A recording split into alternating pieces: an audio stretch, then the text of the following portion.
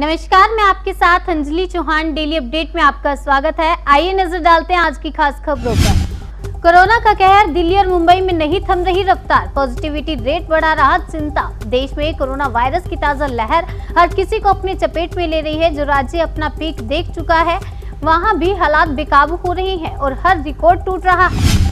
Corona का हाहाकार, आज से कई शहरों में वीकेंड लॉकडाउन। मुंबई में स्टेशन बाजारों में उमड़ी भीड़। कोरोना के बढ़ते प्रकोप के बीच आज से देश के कई शहरों में वीकेंड लॉकडाउन की शुरुआत हो रही है। मुंबई में इसका असर भी देखा गया है, जहां लोग शुक्रवार सुबह ही बाजारों में सामान खरीदने के लिए निकल पड़े।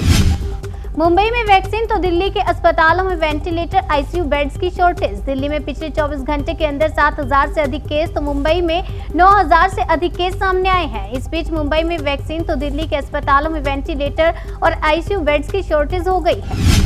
कोरोना महामारी की दूसरी लहर को कैसे रोका जाए, इसके लिए AIIMS chief doctor Randeep Guleria ने कहा, वैक्सीनेशन कोविड को कंट्रोल करने का एक माध्यम है, लेकिन यह एक मैजिक बुलेट नहीं है, क्योंकि वैक्सीन का असर आने में 4 से 6 हफ्ते लगेंगे। देश में कोरोना ने फिर तोड़ा रिकॉर्ड। एक दिन में 1,31,000 से ज्यादा केस और 780 लोगों ने गंवाई जान। पिछले 24 घंटे में देश में एक बार फिर कोरोना ब्लास्ट हुआ है। 1,31,000 से ज्यादा नए केस सामने आए हैं। इसके अलावा मौत का आंकड़ा 780 है। दक्षिण अफ्रीका ने एस्ट्राजेनेका वैक्सीन के इस्तेमाल पर लगाई रोक। भारत ने किया रिफंड। ट्रेन टिकट बुक करने पर हो रही परेशानी, फर्जी सॉफ्टवेयर की मदद से ब्लैक में हो रहा था रिजर्वेशन। रेलवे ने किया खुलासा। रेलवे ने अवैध रूप से टिकटों की बुकिंग स्कैम के बारे में पता लगाया है। अवैध सॉफ्टवेयर की मदद से टिकटों की बुकिंग कर यात्रियों को इसे ब्लैक में बेचा जाता था। इस तरह के मामले को रोकने के लिए मुंबई में एक साइबर सेल भी बनाया गया है। ई पास के 87,000 आवेदन खारिज, 480 पार केस दर्ज, 731 के काटे चालान। देश की राजधानी दिल्ली में कोरोना के बढ़ते मामलों के बाद नाइट कर्फ्यू लगा दिया गया है। इस दौरान यात्रा करने के लिए ई पास लेना जरूरी है। सरगंगा राम हॉस्पिटल दिल्ली के 37 डॉक्टर कोरोना पॉजिटिव, सभी को लग चुका है टीका। कोरोना संक्रमण के बढ़ते मामलों को देखते हुए अब दिल्ली सरकार ने 2 अस्पतालों में बेड की संख्या बढ़ाने का निर्णय लिया है।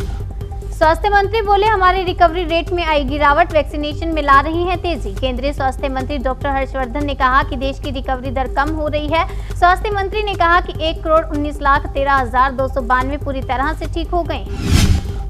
कोरोना के बढ़ते मामलों के बीच एम्स ने लिया बड़ा फैसला। 10 अप्रैल से की जाएगी सिर्फ बेहद जरूरी सर्जरी। दिल्ली में कोरोना वायरस के मामलों में तेजी से इजाफा हो रहा है। इसी बीच गुरुवार को अखिल भारतीय आयुर्विज्ञान संस्थान ने 10 अप्रैल से केवल बेहद जरूरी सर्जरी करने का फैसला लिया है। सेंट्रल रेलवे ने तत्काल प्रभाव से प्लेटफॉर्म टिकट बेचने पर लगाई रोक। मुंबई उपनगरीय रेल के सेंट्रल रेलवे ने तत्काल प्रभाव से प्लेटफॉर्म टिकट बेचने पर रोक लगा दी है। सेंट्रल रेलवे ने ये कदम प्लेटफॉर्म पर भीड़ कम करने के उद्देश्य से उठाया है। वैज्ञानिकों ने कर दिखाया चमत्कार, अब खून के लिए नहीं करनी होगी मशक्कत। एक शोध के बाद वैज्ञानिकों ने अब ओ ब्लड ग्रुप के साथ साथ ए ब्लड ग्रुप को भी यूनिवर्सल डोनर माना है। दरअसल ओ ग्रुप का ब्लड रेयर होने की वजह से मिलने में समस्या होती थी, तो अब इस स्टडी के बाद लोगों को खून की कमी का सामना नहीं करना पड़ेगा। कोई भी व्यक्ति चुन सकता है अपना धर्म, जादू टोना से धर्मांतरण करने वाली याचिका को खारिज करते हुए सुप्रीम कोर्ट ने कहा, याचिका में कहा गया कि जबरदस्ती से धर्मांतरण किया जाना न केवल अनुच्छेद 14, 21 और 25 का उल्लंघन है, बल्कि संविधान के मूल ढांचे के अभिन्न अंग धर्मनिरपेक्षता के सिद्धांत के भी खिलाफ है।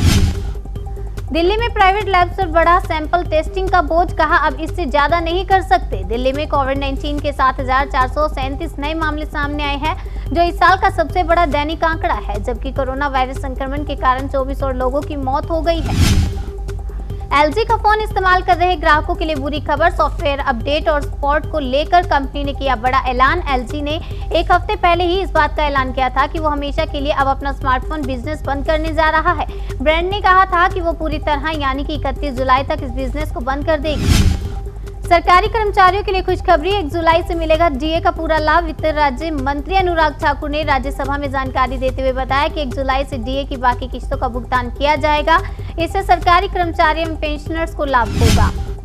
जॉनसन एंड जॉनसन की वैक्सीन का जल्द भारत में शुरू होगा ट्रायल। अमेरिका की दिग्गज pharma company Johnson and Johnson अब अपनी कोरोना वैक्सीन का क्लिनिकल ट्रायल भारत में शुरू करने की योजना बना रही है। भारत दौरे पर कजाकिस्तान के रक्षा मंत्री राजनाथ सिंह से की मुलाकात, गार्ड ऑफ ऑनर से किया गया सम्मानित। 7 से 10 अप्रैल तक की अपनी यात्रा के दौरान रक्षा मंत्री 2 दिन पहले जोधपुर पहुंचे और वहां से वे जैसलमेर, नई दिल्ली और आगरा गए। पीएम बिना वैक्सीन के उत्सव मनाने में मशगूल। लॉकडाउन के समय में घर लौट रहे प्रवासी मजदूर, बोली कांग्रेस।